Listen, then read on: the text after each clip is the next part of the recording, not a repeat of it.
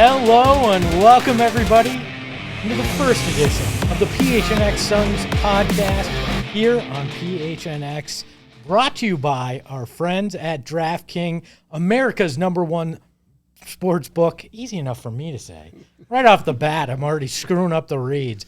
But what I'm not going to screw up is telling you about the amazing deal they got for you. If you put $1 down on an NFL bet, right, you can get $200 instantly. It's that easy. Use the code PHNX on that DraftKings Sportsbook app.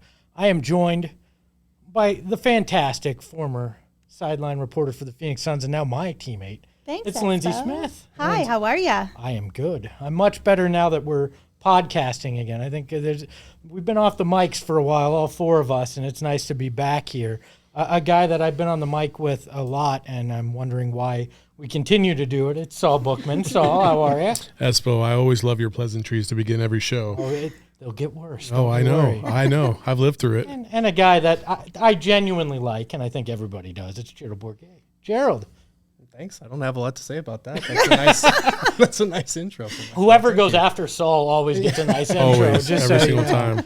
So that's the group here. This is the starting four. Somehow we put together a super team, and I'm the minimum veteran contract that goes with it. We've got three of the best in the business, and I'm here to help you guys out. And I want to start off with just talking a little bit about what everybody's been doing since the last time we've seen each other, and the people out there have seen everybody. Lindsay, where the heck have you been? What have you been doing? And I know that the chat's probably going nuts for Lindsay Smith being back on Suns coverage. So you're going to make me blush. Thank you. I appreciate that. I hope everyone feels the same way at home. No, I mean, like you said, I'm a little rusty. It's been a little bit of time since I've been making videos or doing anything live, but I've just been keeping busy as much as I can, spending a lot of time at home, which has been really great. I'm not going to lie. You guys know sports are never ending and they're so much fun. But,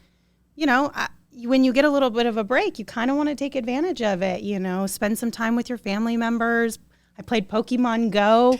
I took naps in the middle of the day.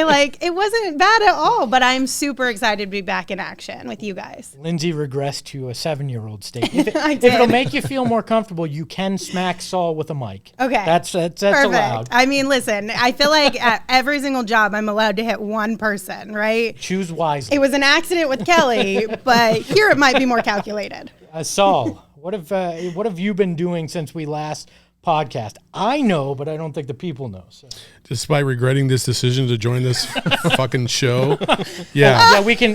Right there. Just go ahead and drop it in the swear jar. I was going to save that for DraftKings. Sorry. You couldn't let me put that bet down first? You didn't tell me that, so there the odds were good. I know. I was trying to make a bunch of money. Yeah, everybody knows that. It's all right. Honestly, I haven't been really doing too much. We just been sitting around kind of launching and twiddling our thumbs, trying to figure out what's going on in life. And I left Bally Sports to come do this because I thought working with you tremendous people would be a great honor. And I was almost right with Espo here. Hey, Gerald, update the people. Give them what they want. Oh, I've been tired of shit, man. I mean, that. Hey! Wow. Hey! I did not have Gerald on the first train. I had me second for sure. I had to get it in there. I don't know, covering a finals team was the most fun I've ever had in my career. I think all of us that were covering the team or following the team can agree that this season was what we've been waiting a decade for.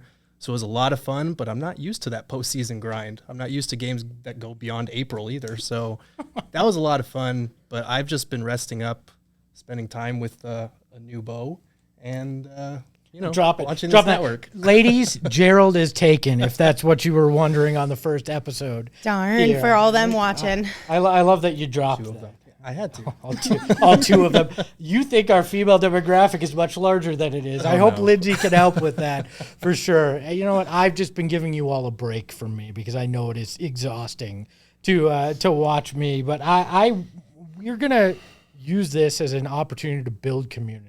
This is a big deal here at PHNX, especially with the Suns group. We know how passionate Suns fans are on Twitter, in the comments. We appreciate you all joining us, and we want to build that community and excited to do it. One way we're going to do that and foster it on this show is with our tip topic of the show, where we're going to throw out a topic. You answer it in the comments, and we will share your answers throughout the show and give our answers at the end of the show. Today is what emoji best describes how you feel about the Suns offseason. So get in there. You can tweet it to us at PHNX_Suns or in the comments. I'm going to screw that up a lot. All right. I will say the letters wrong. You call Lindsay Limsey Smith Look, earlier, I am and I let it go. I am rusty. It's been 6 weeks since I sat on a mic like this. Limsey. Lindsay Smith. We already have 2 super chats. Oh. One from Flo. Okay. Hi, Flo. Saying from a DNVO Hello, Flo. member, Thank you, "Love Flo. guys, setup is nice." And another one from Ethan Shutt saying, "Lindsay, welcome back. Suns fans missed you. And Gerald, you look cute as heck." Oh, Hey. by the way, Thank you, Jared's Andy. gonna blush. That voice is Not the lying. man behind the Mac. It's Shane Diefenbach, our executive producer. Mm-hmm. I'm throwing an executive in there just to make somebody else uncomfortable in the room. Topic number 1 today, though. Real quick before you go ahead. jump ship, you talking about community and building a community, and I just want to say that one of the reasons why we're here is because, as Espo and I were kind of going through the finals and kind of watching how everybody was working through the finals and experiencing the finals, it looked like there was so many different spaces for people to be a part of. And we kind of wanted to centralize that to a degree because, there's like 18,000 Suns podcasts all of a sudden. And not that we want to dominate the space. One thing that we're always going to do is we're going to pump everybody else up because we know that you might value another writer or another broadcaster or another podcast entity. And we don't care. That's absolutely fine with us. We love everybody that's pumping up the Suns. And that's what this is all about. We want to be a place where, if you're a Suns fan, you can come here and you're always going to get good content Suns wise. So that's the most important part. There's of this. room for everyone at the table. And to be honest, I know people use community a lot and it's kind of lost its luster a little bit, if you will. But I think Suns Twitter is so much fun and it's such a supportive community. And I think that's something that we really want to embody here. Just like you were saying, we want to support you guys just as much as you support us. And we're creating content to have fun together because at the end of the day, if we're not having fun, then what's the point of all of this? You know what I mean? And if we're not having fun together, then we're missing the mark because it should be all of us as Suns fans, hanging out, shooting the shit, having a good time. Espo, you're up. I feel like I have to curse now. Is that required? No, because if you force it, it just seems isn't going to work. ridiculous to me, to be honest, that I'm being asked to do this. Not forced. How many puns forced can at I make all. in a show? but I agree, though, Lindsay. Community can be very cliche, but with Suns fans, it's never felt that way Right. for me. It's always felt like you get to be a part of something, and I'm glad that we get to join that group here. One thing I'm really excited for is we're going to have our PHNX Lounge, which is a Discord chat that our members can join and have a discussion as well. Another place to talk Suns, talk all the great teams here in the Valley. That'll be fun as well. Gerald, how are you feeling about building a community here? I'm really excited. I've always kind of tried to get along with 99% of the Everybody, population just in say general. it, Gerald. Everybody. But I really do agree that Suns Twitter has always been an inclusive place. We're not here to, say only read our content, only listen to us. We are all inclusive. We want to have a lot of these people that have good content, good Suns content on the show. We want to pump everybody up and get pumped up in turn. That's what it's all about. So ELE, everybody love everybody. You won't hear hardly anything negative about any other outlet or any other writer or any other person unless they say something just completely blasphemous or ask a terrible question in a finals after post game. I'm kidding. I'm kidding. gonna sidestep whatever that. I'm kidding. I'm kidding. I'm gonna, Gerald, speaking of great quality content that we need to pump up, you have a fantastic piece on gophnx.com today about Thad Young and what that could look like for him to join the Suns. Talk a little bit about the piece and share your initial thoughts on what a deal would look like potentially to get him here. Yeah, so just quick background. This piece that I wrote today and the video component that I put together with it is exactly why I wanted to come and work here, just to be able to do this kind of really fun and creative content. I didn't used to always have time for this kind of stuff, and I just really dove into it because in late August, Shams Charania reported that the Suns were interested in Thad Young, in trading for him. He just got traded to the Spurs. And so I just kind of took that and ran with it and decided to do a little video breakdown on what he would look like on the Suns, and how he would facilitate for this group as a big man. So it's really in-depth, it's really fun, but I do want to bring up what it would take to get him, because obviously it would be a trade. So if we could pull up the trade graphic, it's going to take probably Dario Saric and Jalen Smith and then some draft compensation of some sort. And this is where the haggling comes in, because it's either going to be 2 second rounders or a protected future first. So I kind of want to kick it to you guys. Based on that trade offer and what you know about Thad Young to this point, do you think he's someone that's worth a kind of package like that? Saul looks like he's got thoughts. Saul's ruminating. I mean, it's nice to have the flexibility to replace Dario. But outside of that, I don't know if I would trade 2 second rounders and whoever else you would have to trade to make that deal done. I don't think I would be on board with that at all. A team like this, why do you need second round? At this point, you're all in. Your window is open. I'm of the belief, deal the talent now if you need to get a guy like a Thad Young in the building. Mm-hmm. He gives you that depth that you were missing that cost you a chance to win a title last year. You were soft at the big man spot. You can add a guy that fits that 0.5 offense that Monty loves to run. It seems like a good character guy and a guy that can rebound. I would go all in on this kind of move, because really, Jalen Smith, you're hoping someday is as good as Thad Young. Dario is injured, and you don't know what he's going to come back as. And draft picks, well, we know how bad draft picks can go in this town at times. So to me, it makes a lot of sense. Lindsay, what are your kind of thoughts on it? I feel like I'm in the middle of you guys, because I agree on both. Like, I don't want to go too hard on it, but I also agree that I think it could really help us, especially against guys like Giannis and AD, like just that toughness and that grit that he would bring. I think he could be really good to toss in there and throw at those guys, like not for obviously a lot of amount of time, but I think he could really help the team in those type of situations. And plus, like, he brings that veteran experience, and this team, like, it seems like we're like, okay, Michael Jordan, F them kids, we're moving on, and we're going straight towards, like, we want grown men, we want people who are competing, we're trying to win now. And, I mean, if James Jones is going to go that way, you may as well go all the way that way, right? And he's a guy that if you're trading for him, you are offering that protected first-round pick because you believe he'll be part of your 8-man playoff rotation. And so that's kind of the critical question, is like, where would he play if he was on this team? Because he could play the 4. Last year in Chicago, he actually spent more time at the 5, right, which kind of unlocked this career year for him as a facilitator.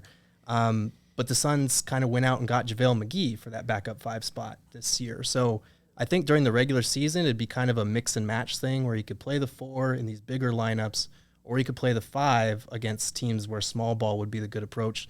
The only thing is he can't really shoot, and that's a big thing. That's a huge thing. And that's what I think sometimes we get a little misguided, because we think about the Suns' last loss, right? And that's against the Bucks, and how Giannis has completely dismantled this team. And I don't care what anybody says. Okay, throw out Dario in that series, the same thing is going to happen. Dario ain't stopping Giannis.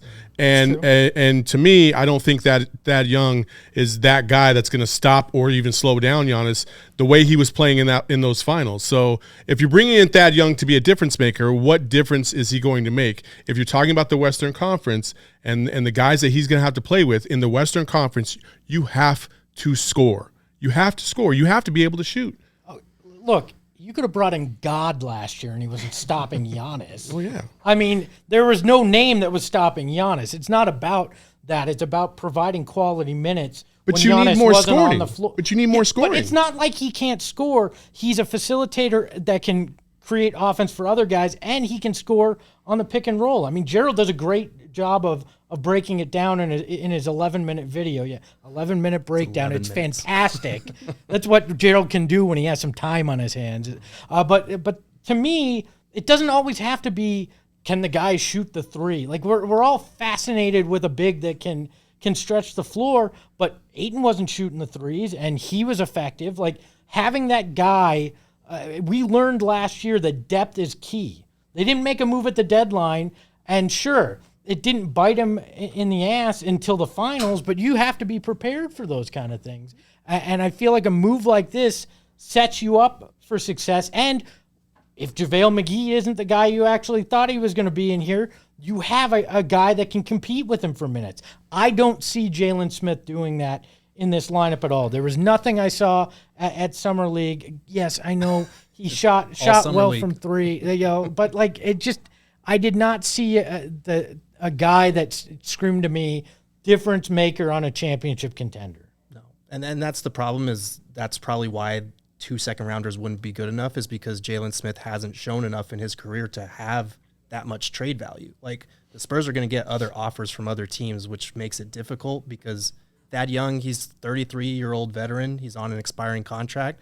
He's a very attractive player that lots of contenders would like.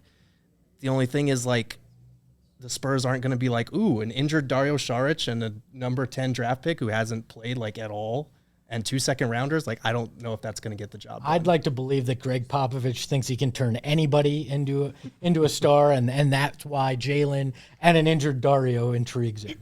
I doubt it. I actually don't think the Suns have enough to make a deal, because I think you're right. They will get the Spurs will get better offers, but this is the kind of move that announces we're all in, and that's why I'm so intrigued by it. I mean, the Chris Paul trade wasn't announcing that you were all in. No, because, I mean, like, of course this team is all in. They just got to the NBA Finals. I mean, Thad Young would not have made a big difference in the NBA Finals. Let's just go back there, right?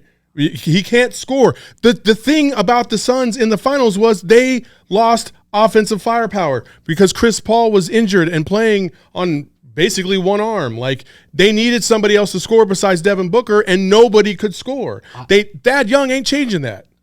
Thad Young, I think, would have had the offense moving a little bit more, would have given them options. It wasn't like they were getting blown out in those games. It was little things, a possession here, a possession there, and that's the kind of thing that I think a Thad Young could help with. I mean, you did a lot of research, Gerald, on Thad. Do you feel like that would have been the case? I feel like as a scorer, his upside is limited. He's kind of only efficient as a shooter in like that 4 to 14 feet range. But where he really stood out was with his playmaking, was with making the right reads. Not a ton of flashy passes, even though the video is kind of misleading. There's a lot of flashy passes in there. Way to go, Gerald. Yeah, I know. But he just always fundamentally made the right play. And sometimes there's something to be said for that, especially in the playoffs when, you know, the offense bogs down, when it goes ISO heavy. And he's really good on the offensive glass as well. I think he was top 10 in offensive rebounding percentage despite the low minutes that he played. And that could have helped in the finals. You know, they needed help on the defensive glass more than anything. But he could have helped. He wouldn't have changed the final outcome last year, I don't think. But like Saul was saying himself, I don't think you make this trade just planning for one team. You make it planning for this regular season to have that flexibility in the offseason, because the Suns aren't going to have Dario Saric's playmaking. Like, they need that from the 5 spot, and I don't know if you trust Frank Kaminsky with that as much. And if you have a guy that can play the 4 or the 5 and can do some of those connector things like Monty Williams talks about, I wouldn't be opposed to giving up Saric and Jalen Smith and a pick for it. I mean, Jalen Smith isn't even in the discussion. I'm sorry. Like, some people think I don't know why we keep bringing him up. Like, why? Because he was one of the guys we put on the graphic. Oh, my That's gosh. why. I can't even see the graphic. It's like on this small little screen, like half a mile away. We're working on it. We're working on it. Lindsay. Well, no, I mean, Thad did double his assist rate last season. So the question is like, was that just a one-time thing, like for that season? Or is it something that maybe he just added to his game? Is that something he could continue if he were to come to the Suns or stay at the Spurs or wherever he winds up? Because like you were saying, like that could help facilitate when things get a little stagnant out there. Do you know why you start passing? It's when you know you can't score anymore. Well, yeah. Okay. I'm just going to say that. Fair. You should pass more on this show, Sal. Oh, okay. Well, you're taking all the shots. Score. So- Saul's out here trying to dunk on all this of guy. us. He's just here for Espo's been an dunks. asshole all day long. I promise you. You build a website until 2 a.m. and then come and host 2 shows and we can talk. Gerald, thank you for the sweet statin, by the way. We love the stats on the show. So Okay, real quick. Let me read one of these comments. So Darth said, it isn't only Thad who has been added, though. Shamit can add scoring. The core will be better. You don't add Thad for scoring. You add him for defensive depth. Thank you, Darth Void, a friend of the program, bringing up the fact that, you know what Thad could do? He could open up shots for guys who can shoot. So there. Thank you. Somebody making a point that helps make my point. I appreciate that in the comments. And Titan said he still averaged 12 points a game last season. But he can't For score. the Bulls. Or for the Spurs, I mean. Oh, for the 12 Bulls. as I mean, well. Bulls, right? Yeah. Yeah, for the Bulls, for sure. 21st ranked offense, not great. Anybody else making points that we Yeah, need Ethan, to add in? You want me to just add to your case here? Sure, just make my case for me. I'm just going to sit here, Lindsay. Ethan said Thad can't score, ... But he could have created and facilitated in the second unit, which was very all caps needed. The chat is my favorite. You guys are amazing. You don't even have to super chat this episode, and I'm in love with you. Speaking of things I'm in love with, DraftKings. How about that? you look at. What a segue. Thank you. That's a pro. The peanut gallery in the studio behind the camera giving the applaud. Look, DraftKings Sportsbook, the official sports betting partner of the NFL, is live in Arizona with mobile sports betting. That's right. You can make gambling on sports games on your phone. I make that sound so nerdy. Gambling on your sportsbook phone. You can gamble on your phone here in Arizona just in time for football. DraftKings is giving all new customers a can't-miss offer to celebrate the return of the NFL season. Bet just $1 on any football game this weekend and receive $200 in free bets instantly, no matter what. You can make the worst football bet ever in the history of bets for $1. You're still getting $200, which I already did today. Don't you worry. So you can do that. There's some great other things on this app in terms of, like, if the Bucks today lose by less than 73, you're getting a great bonus in there in the app. Fun stuff that DraftKings is doing. DraftKings is safe, reliable, and secure, making it easy for you to deposit and withdraw your money at your convenience, which everybody loves. So download the DraftKings Sportsbook app now and use promo code PHNX to receive $200 in free bets when you place a $1 bet on any game. That's promo code PHNX to get your free $200 in bets instantly this week at DraftKings Sportsbook, an official sports betting partner of the NFL. 21 and over, Arizona only. Gambling problem? Call 1-800-NEXT-STEP. Eligibility restrictions apply. Max $50 wager, one per customer. See DraftKings/sportsbook, DraftKings.com/sportsbook for details. And that's not the only ad. Oh, we got more. We got more. That was a mouthful, but you Yeah, did a good job getting through that one. I'm curious, what was the bet that you made? I actually bet against the Bucks. I said they'd lose by more than 73. I thought it was a good one. Not the Milwaukee Bucks, the Tampa Bay Buccaneers against the Cowboys. So the mustache Shane Diefenbach told me not to, but our host of PHNX Bets. But I said, what the hell? It's free money that I'm going to get out of it anyways. So let's do it. If you want great insight like that, not my bets, but you can join gophnx.com. You can become a member, right? Get all the great content that we have. These shows are free. The podcasts are free. Some of the video content that Gerald's going to be doing free as well. But you can get great written content, in-depth video, exclusive audio, all at gophnx.com. Become a member. You can join at a monthly rate. You're going to get the first month for 50 cents.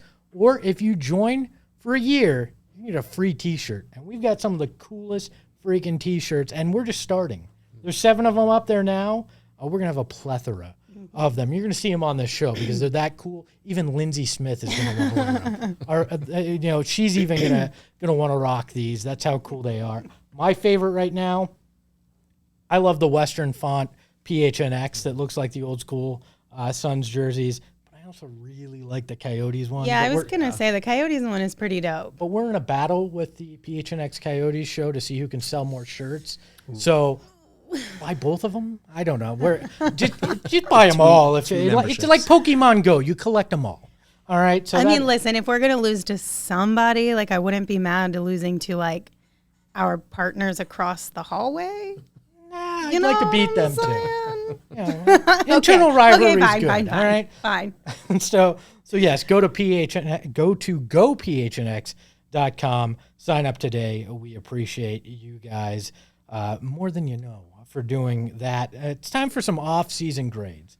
None of us have really had the opportunity to break down the Suns off-season, so I thought it'd be fun to kind of look at some of the moves that they made and provide our off-season grades. The first one, Suns traded the number 29 pick in the draft and Javon Carter for Landry Shamet. So I'm going to start with you. How do you feel about this deal, and how do you think it helps the Suns this year? I mean, like one of the comments said just a minute ago, he provides scoring off the bench. He's not the greatest defender in the world, but again, when you're talking about, zooming in on some of the key issues that affected the Suns last year at particular times, even in the Clippers series, there was times, what in game 5 or 6 where it just went 10 minutes without anybody scoring.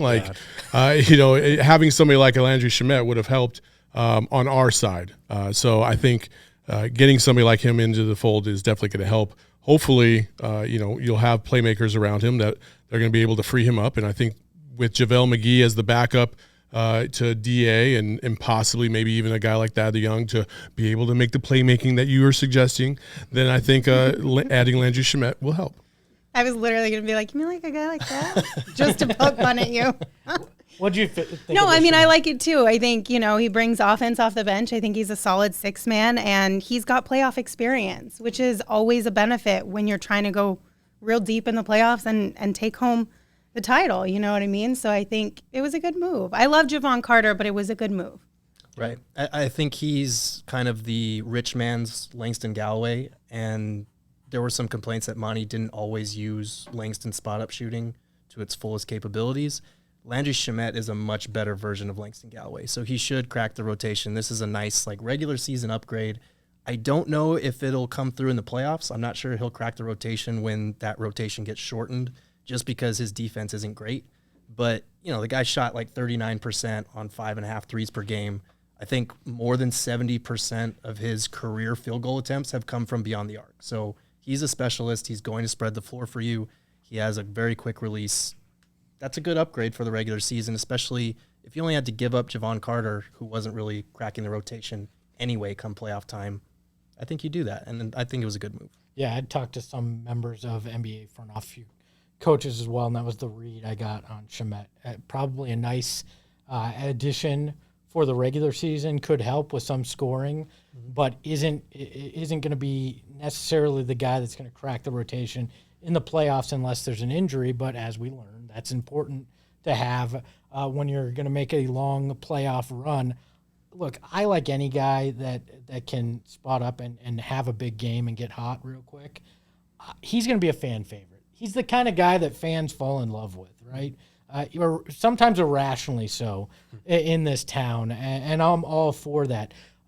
Did I like Javon Carter? Yes. He didn't get the minutes here. There were opportunities that you thought, oh, maybe we'll see Javon Carter get in here, especially with the Chris Paul injury, other things, and we just didn't see it. So if you're not going to use a guy like that, you might as well find a piece that you're going to attempt to use. So that's kind of where I landed on that. Next big move, and we'll get to the big one. I'm burying the lead here a bit, but Javel Mcgee, a 1-year, $5 million deal, addresses the backup big man position. Did you have any initial reactions or any thoughts since it's happened? I like it. I like JaVale, and everyone I've talked to around the league who's worked with JaVale and covered him has said great things about him as well. And then I like that he was excited to be here. He genuinely sounded like he was excited to be here when he went on Arizona Sports. Yeah. And I think that's really important. Obviously, you want people who want to be on your team. Yeah. I'm glad that him and Book got a little bit of time together at the Olympics to kind of just get a feel for each other, teammate-wise. I like JaVale, and I think he's tough. Tough physically and mentally, and I think that could help a guy like DeAndre, even in practices, right? Not saying this is a comparable thing, but my mind immediately went to PJ Tucker and Devin. Yeah. Like just somebody who can rough him up a little bit and like, you know, throw some weight at him a little bit and then help him along even further. Not as good of a shoe game as PJ. Definitely not. I don't think anybody does. No. Gerald, what were your thoughts on the Javel Mcgee signing? You mean on 3-time NBA champion and summer gold medalist Javel Mcgee? Look at that. Yes. I really like it. I think, you know, you look at that Bucks series, the Suns were just outmatched in size. They were getting killed on the offensive glass. Having a guy like Javel Mcgee, like we've been saying, was not going to stop Giannis, but it would have helped with the guys like Brook Lopez or the other big guys that they were bringing in off the bench, and the Suns had to, you know, resort to Frank Kaminsky, poor guy. So I feel like Javel Mcgee, the price was a little weird. It's only $5 million, but it kind of cut into their non-taxpayer mid-level. But, you know, he was 10th in the NBA in blocks per 36 minutes. Like, this is a guy that produces in very limited time, and that's all you need behind DeAndre Ayton. You have a guy that's going to log 30 to 36 minutes a night. You just need to fill that other stuff in. Javale is that same prototype, so there's not going to be a lot of different sets that they need to run or incorporate for him. I think you're severely underestimating the worth of Shaq and a fool. We may get one or two of those from Javale, which goes into that $5 million. Saul's just sitting here like, okay, when's my turn? So go ahead, Saul. What do you think of Saul's so Javale? angry. No. Your face, you feel so angry. As somebody texted me this morning, he's a bit salty. So we need that T-shirt. All right, keep going, Espo. You know, honestly, I think the addition of Javel Mcgee has been really good. I think that's somebody that on another podcast I had pointed to as somebody that I really wanted the Suns to bring in because he would be a bona fide big man to help back up DA. And I think more than the on the court stuff, I think Lindsay kind of pointed to it, you know, throwing the weight around, even though Javel McGee's like 125 pounds himself. You know, but the length and the flexibility in to try and get DA, and this is the key point in this is that DA for the Suns to be a bona fide contender. DA has to take that next step to offensively to be a superstar. And with Javel Mcgee continuously practicing against him, I think that's what's going to push DA over the top because there's not many guys in the NBA that have the kind of flexibility and the length that Javel Mcgee has. And to have that every day in practice, it can only make DA better. Yeah, and you've been on that for a while now with that, how important the DA development is. And I totally agree with you. I give you a hard time, but you are right more often than not on these kind of things. Don't kiss my ass, Espo. Just keep going. I'm not kissing your ass. I'll still be. Let's just move on. Chris Paul. Well, hold on real quick. And I think Gerald brings up a good point, too, with the championships, the gold medal. Like, again, same with Landry, is that playoff experience is going to help a lot because, this was Devin and DeAndre, Mikal, Cam, who else down the list, like their first experience with that, you know what I mean? And the fact that they were able to go all the way to the finals, I think is a huge shout out and kudos to them. But like having somebody who's been there, done that in those moments where you're like, dang, this is a lot harder than I expected, or I'm just feeling a little overwhelmed mentally, those people are the ones who come in and pick you up and are like, yo, shake it off and let's keep going. Yeah. You know, and I think that it's like it's just an invaluable piece of the puzzle to have. And when Javale was talking about, you know, you talked about the 98.7 interview, he was talking about like, I don't care if I play 4 or 5 minutes. Like when I get in, I'm going all the way. Yeah. And just to show that on a day-to-day basis can only help, especially when you understand the DNA of this team behind Monty and Chris Paul and Devin Booker. Like there is no halfway in. Like you're all in or you're all out. Mm-hmm. And I think Javale fits that mold as well. And I think like I wasn't around the team as much this year or this past season, obviously, but everything I've heard is that this group is so, especially with the addition of Chris Paul, we preached for years and years and years that we're holding each other accountable. Like we want each other to hold us accountable, all that stuff. But this team actually did. Mm-hmm. And they actually were able to do it from like a respectful place as well, to where, you know, it wasn't Chris Paul calling out DeAndre. It was DeAndre coming to Chris Paul and saying, yo, I need you to get on my butt. I need you to tell me what I'm doing wrong or how I can get better. And I think Javale fits into that fold really well. So I don't know. I mean, I just think that's something that's another factor to add into that is that, like, it's not being talked about anymore. It's actually being done. for sure. Look, culture is a bullshit term until you actually have it. Right. Exactly. Like, we heard culture for a decade Right. here in this town. Oh, we're building a culture. No, you weren't building a culture. You were building a team that didn't necessarily get along. The Suns truly have culture now. You've got to give James Jones a lot of credit for that. And Javel Mcgee seems like he'll fit right into this. Now, you don't know until you know, but this certainly feels like a guy who fits into it. A guy that's helped define that culture over the last year is Chris Paul. He got rewarded and handsomely for doing that. He opted out of his $44 million player option to sign a 4-year, $120 million extension. Really, it's a 3-year, $90 million, but it's, there's ways you fudge that to make it sound a little bit better for the ego. So I don't see any way anybody can really take umbrage with that deal. How did you feel when you saw the number that Chris Paul got? I mean, I thought that was perfect. That was perfect. That was exactly what you needed. I was afraid that they were going to go to, maybe 3 years and over $100 million or something like that. And I was a little afraid of that because I feel like you get to year 2 or 3 in this deal, you might be pushing it. You might be pushing it, especially when you see, I mean, let's be real. I know it's bad luck, but Chris Paul is injured almost every single season.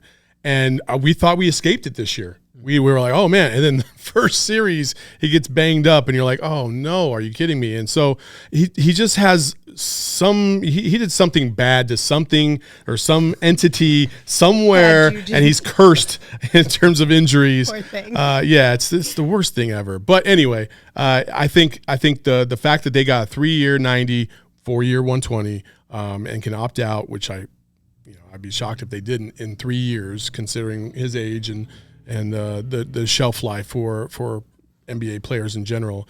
I thought it was perfect. I like to imagine that Chris Paul did something to Cliff Paul, and that's why this is like that. Yeah, or Jake from State Farm. There's been a lot. My dad. Hold on, there's been a lot of different Jakes from dad? State Farm. I'm just Jake, saying, maybe. So, Wait. Are you being for real? Your dad's Jake from State Farm? Not the actual guy, but my dad worked for State Farm, and his name is Jake. So my father. Okay, is I Jake was from like, State hold on. I need to be You just dropped a clear. bomb here. What? Like, what? It's like, how are you going to be so nonchalant? That dude's about so this? young. What? I was saving it for the first show. He had me when he was 10. Like, what? Do you call him that? On occasion, Jake from State my Farm. God. I feel like I would. Halloween, he dresses up. He wears his red polo with the name tag. Jake. That's funny. Just don't call him late at night and ask him what he's wearing. That's weird. Chris Paul. I'm a little bit okay. That was the original Jake from State Farm. dropping No, bombs. I got you. All right. It just threw me for a loop for a hot second. Chris Paul, love Chris Paul. You can't not love Chris Paul. You do bring up a good point though with injuries. It is a little concerning. And I guess the question would be, do you think this time around they're going to rest him more throughout the regular season, throughout just at all, like tail end of back-to-backs? Like, I don't think he's going to allow it. that's what I'm saying too. Like, is he down, I or is understood it- last year because you needed Chris Paul to be there every single game to hammer home the point of you can't let down, you can't let up, you got to keep going. This year, I would hope that they don't need that message as strong because they've lived it. They understand it. So I think going into the season, Monty's got to see what happened in the playoffs and say, okay, maybe we need to pump the brakes on Chris a little bit, back him off a little bit. Same thing with Devin Booker to a degree. Like I think at the beginning of the season, you'll see Devin Booker rest a little bit more than usual just because he's coming off the NBA Finals and then straight to the Olympics. And now he's here. He's only had a month off, and now they're just about to go to camp. So I would definitely see a little bit of rest. You don't. DA ain't never going to sit down. I promise you. don't- That dude better play 40 minutes a game and get going offensively. You don't change a tiger's stripes, though. And Chris Paul made it very clear when he was in OKC in his first year in Phoenix. He basically said, there's not a chance in hell I'm having strategic rest. I'm not a load management guy. You can shove that term where the sun don't shine. I mean, he was very clear about that. I just don't see him backing off on that unless he actually is injured. Gerald, do you think he will with this new deal? I don't think we'll see like what the Spurs would do where, DNP rest or DNP old. Like you're not going to see that with Chris Paul. Could you see Monty doing that? DNP DNP old. You remember that. That was a thing. But DNP happy on the farm. happy on the farm. Too happy on the farm. mean? But I think you could see his minutes dialed back, especially when you look at the fact that this is the first year of a 2 or 3 year deal. Only $15 million is guaranteed in the third year, and then the fourth is a team option. But they need to pace him a little bit more. He's going to be paid through his age 38, age 39 season. And that's the whole point of going out and getting a guy like Elfrid Payton, who we can talk about in a little bit, as he was the starting. We do have to. Okay. I've in seen this case, I've seen this movie before. this might be the footnote, because he's not going to be the starting point guard anymore, like he was on the Knicks. I sure hope so. An absolute terror. He's the third string guy. I think as a third string guy, that's Elfrid Payton's role. I think he can be decent in that role. And I think on the nights when Chris Paul, you dial his minutes back, or maybe, Lord willing, rest him a little bit, then you have campaigned, you have Elfrid Payton, you have a decent enough rotation for a meaningless regular season game. I'll say this. I think this completely rests on the shoulders of Campaign. Yes. If Campaign comes out and balls his ass off, it's not going to be whether or not we need to rest Chris Paul. It's going to be like we need to play Campaign a little bit more, because you can kind of see the future there. And, that's hey, long-term decisions get made in the present, and Campaign can force that issue. I feel like Campaign earned the respect of Chris Paul last year, which maybe changes Chris's mindset a little bit more. He's a little bit more comfortable with Campaign and what he's capable of doing coming in and carrying that load when Chris can't. Campaign rewarded with a 3-year, $19 million contract.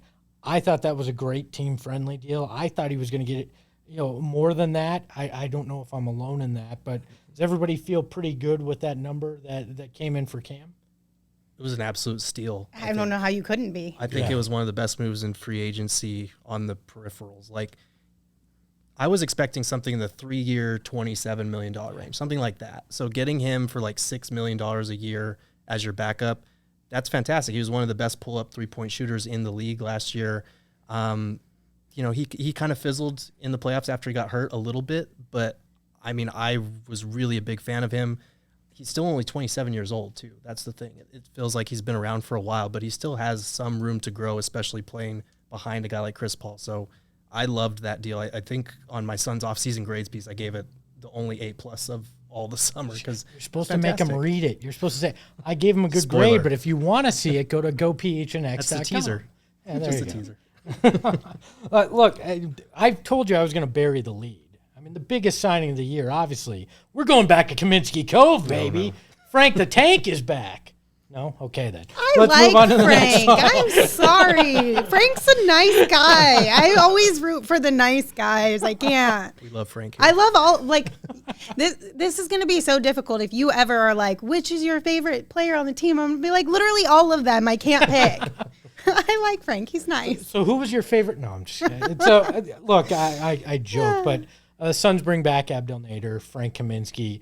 Again, I think that speaks to the culture portion of it. There's something to be said about consistency, even with guys that won't necessarily get major minutes. Both of those guys felt like they really fit the culture. Abdel may get more minutes than Frank because Monty seems to really like what Abdel Nader brings to this team. But you think he liked him so much he put him back in the conference finals after not playing for like 3 months. Everybody's like, it doesn't matter that Abdel's back.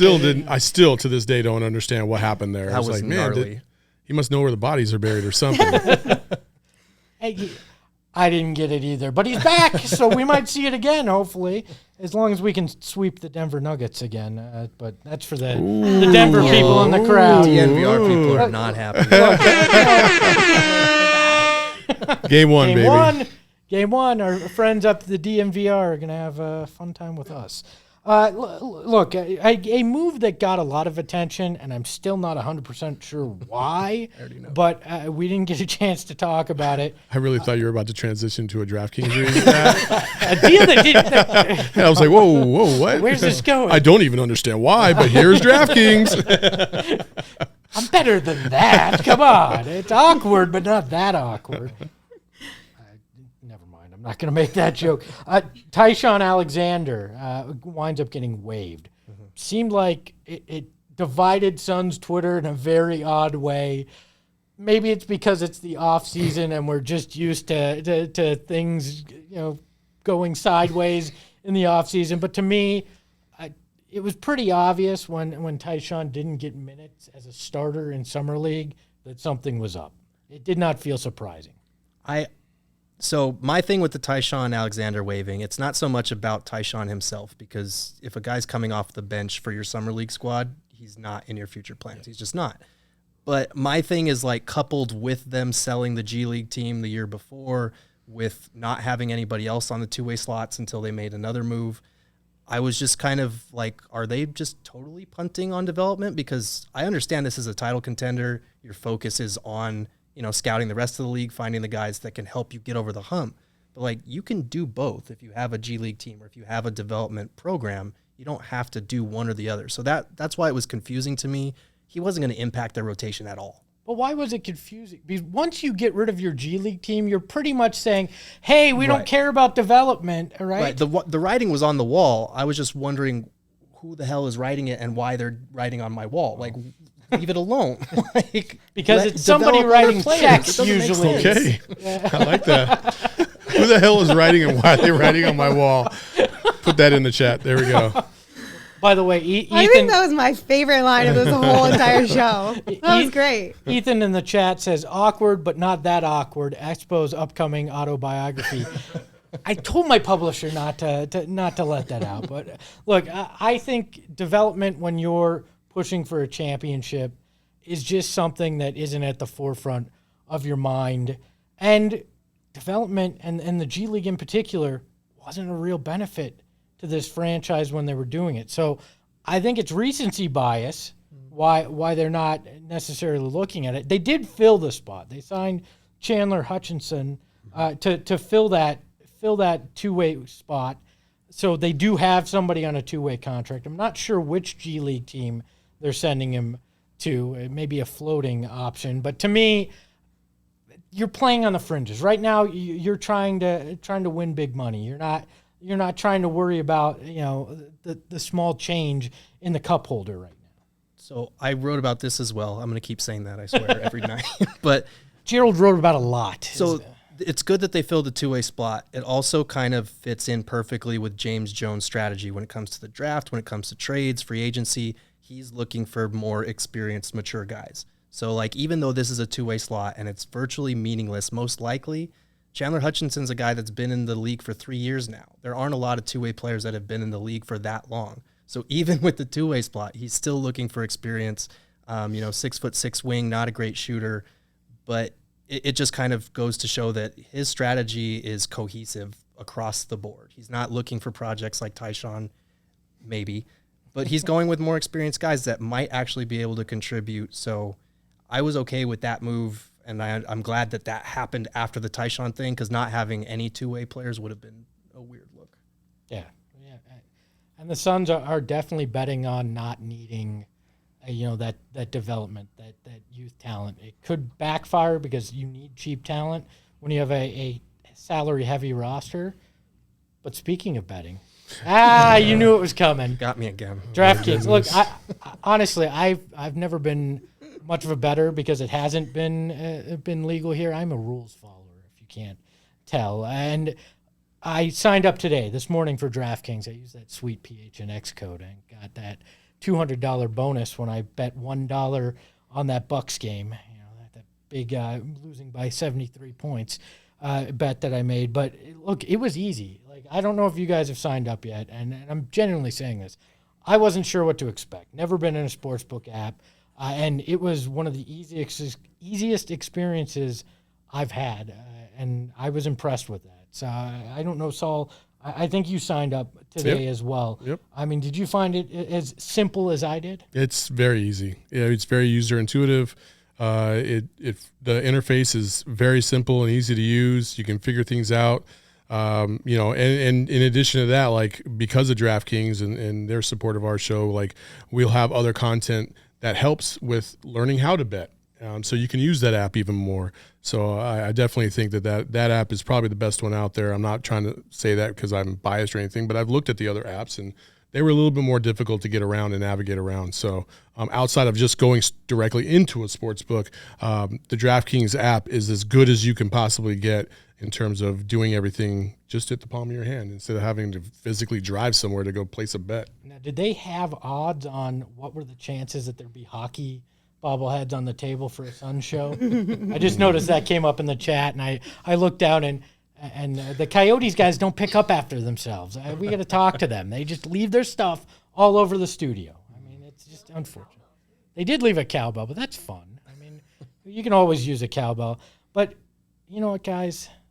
You're not prepared for this. But it's time for the best segment of the show. It's time for Espo's Big Board. Hoy, hoy. Today's Big Board is... Can we get the graphic back up there?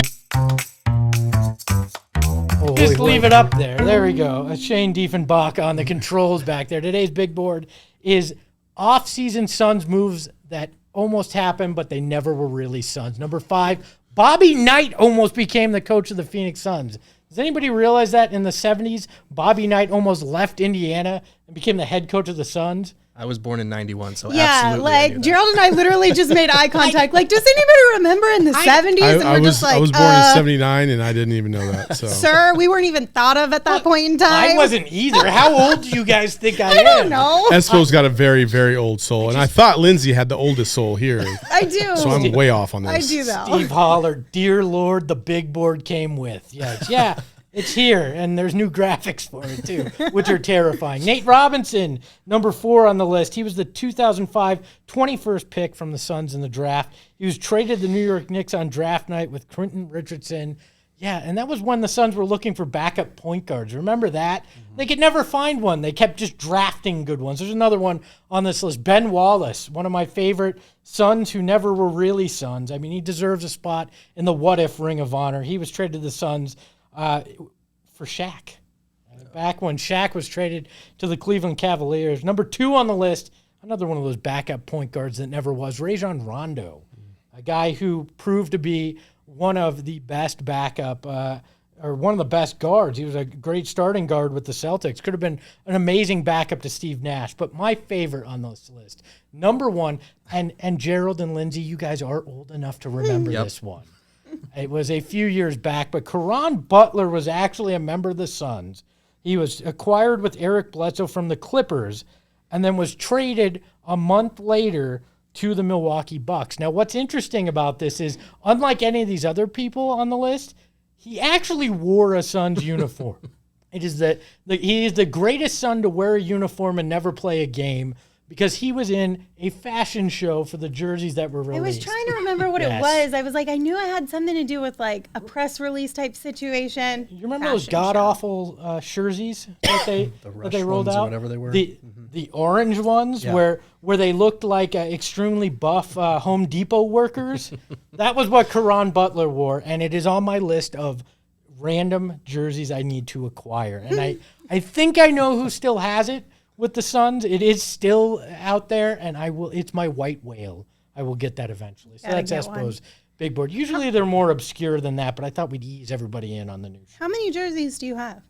How many jerseys? I probably have 20 game-worn items. But total, like how many jerseys in your collection? Probably 40. My wife lent me a whole closet in the house that I can just stuff that nice stuff of her. in. Yeah, hung up a bar that I can hang it up. Yeah, my space. I acquired a game-worn Marco Milic jersey. You guys have no clue who that is, but that was unfortunately. Yeah, it was the first Slovenian to play for them. I'm boring the crap out of people right now, aren't I? Do you guys have a big jersey collection? I've got about 20. Probably. Yeah, I have about 10. Okay. I have like 4. They all have my name on the back. I haven't gotten one in, at least a decade. Saul's requesting that you send jerseys to the studio. I am not, because I will never wear them. Well, look, let's double back. We asked at the beginning of the show, what was your emoji that kind of described the Suns' off season? We asked the chat. We'll pull some of those up as we go along, but let's ask the group here. Lindsay, what was your emoji to describe the Suns' season? I picked the puzzle piece, mainly just because I was trying to find an emoji that wasn't like what everyone would say. And I feel like there are a lot of pieces to the puzzle. And I'm not talking about like player specific, because they're human beings. They're not puzzle pieces, but there are other pieces to the puzzle, like the fans showing up again the way they did when the Suns were in the playoffs last season. Like, we have to keep that energy going. And I mean, I'm just going to put this one out there, but as far as we're talking about the fans, like, we have to get Devin to an all-star game by votes this year. Like, not Real just talk. because, like, Real an injury talk. or whatever. Like, we got to go all out as fans this year. Like, it's about time Devin gets in there from our doing. But, you know, different things like that. I mean, yes, players kind of fall into place, and we're not fully there yet as far as what James Jones could be doing or have up his sleeve. But I think there's just a lot of little pieces that'll fit in, like, you know, new arena, great crowds, great chemistry with our players. Like, the continuity of a lot of them coming back, I think, is going to be huge for us too. And just how these additional guys kind of slide into that and how quickly they can slide into that. I think he gets the Kendall bump this year too. So let's go If to you jinxed us right now, you're going to be the one that I hit. because I mentioned Kendall. Like, Yes. what, I was talking about Just Kendall saying. Marshall, Kendall former Marshall. Suns great. Real quick, did you guys see the Kendall tweet that went out today? Oh, did she About get a Ben rant? Simmons? The tweet that said somebody should hire Kendall Jenner to the 76ers front office because she knows how to trade Ben Simmons for a superstar. Oh yeah, I read that. Oh Like, my God. I literally saw that and I was like, oh my God. Yeah. That is Damn. savage. Yeah. It was. Damn. I was like, I haven't seen a tweet like this come across my timeline in a Man. minute. Did you see the Philadelphia news station that Dude, sent out that the was video so of a mean. dumpster being Terrible. flooded down? That And they were was like, this so is footage of Ben mean. Simmons leaving Philadelphia. And I was like, oh my God, that's just ruthless. That's Philly. That's That's mean. Philly. That's so But terrible. It's the town that booed Santa Claus and threw crap at him. Are we shocked? First of all, I thought DMVR was in the house. All of a sudden, Philly showed up. I don't know what the hell's going on in here. How do we my remove? I don't know how we got fans in the building, but we do. So We we have a live apologize. studio audience. Gerald, what was your emoji to describe the offseason? It was this little OK symbol, this guy. I think it was nice, you know? It was a Nice. good, it wasn't the best like off season of anyone in the league, but they took care of business. They brought back guys for continuity's sake, like you said. And this team was always going to be kind of their trajectories predicated on internal growth. Yeah. So they kept all of that. I still think it's a little bit incomplete because we still need DeAndre Ayton and Mikal Bridges contract extensions. But so far, I've liked pretty much everything. The Peyton thing is kind of unexciting, but other than that, it was nice. Speaking of DeAndre Ayton and Mikal Bridges contract extensions, Gerald will have pieces on that on gophnx.com over the next few days. You didn't tease it, I did it this time. Saul, what was your emoji? My emoji was just the guy with the zipper over his mouth because I don't really have much to say about it. It was, they did the things that they needed to do. They brought the guys back that they needed to bring back. They didn't lose anybody. It was very kind of, it didn't really do anything. It just I was won't okay. stand for this Etwan Moore erasure. I love that Saul's like, I've got nothing to say about this. I've spoken all show, so I'm good now. What's mine? Can we put that up on the zombie? Look, I took a challenge from our friends at DNVR and let them pick my emoji. And you know what? I feel like this is the rest of the league's The Walking Dead. The Suns have put together a roster that will take care of business now. I like the chemistry. They addressed the backup big situation with Javel Mcgee. They have room to still sign somebody if somebody's bought out or something else comes about. They have some room with potential trades. I like what they have. The rest of the league, in particular the Denver Nuggets, are the Walking Dead, and that's why I went to zombie. You could have gone like Rob Zombie with insatiable appetite for a championship. I could have done that. I could have gone with Michael Jackson as a zombie, and it was a thriller of an off season. Hey. Look at that. There's a lot of options that we could have. Challenge me, and I will take on the challenge. So there we go. Shout out to Ethan. Gosh, 28 days later, kill me now. Jesus. Oh, it's shout out to Ethan in the chat that wants to know when the Lindsey Smith jersey will be available. Go to gophnx.com, become a member, and we'll get you a Lindsey Smith jersey in the T-shirt store, and you can get that bad boy for free. Look at that, plugging things there. So that is the end of our inaugural PHNX Suns podcast. I am so glad that you all joined me, as if this is just my show. Thank you all for being here with me. You're welcome. Pleasure to be here. Thanks for having us. Big shout out to Lindsey Smith. Welcome back to being in the Thank Suns you. discussion. I know Twitter is loving it, and they can follow you at Lindsey Smith AZ. You can follow Gerald at Gerald Bourget on Twitter, and that is his real handle, not his burner R.I.P. account. Zwio. And you can follow at Saul Bookman at Saul_Bookman. The underscore is there. Everybody's getting confused. They're like, underscore Saul Bookman? It doesn't matter. It doesn't At matter. Saul_. I'm the Bookman. only Saul Bookman out there. The underscore is there because of all the love that everybody shows him. He has to have room for that. I am at Espo on Twitter. Follow me if you'd like. You can follow the show at PHNX_Suns. And until next time, we'll talk to you tomorrow at 11 here on PHNX.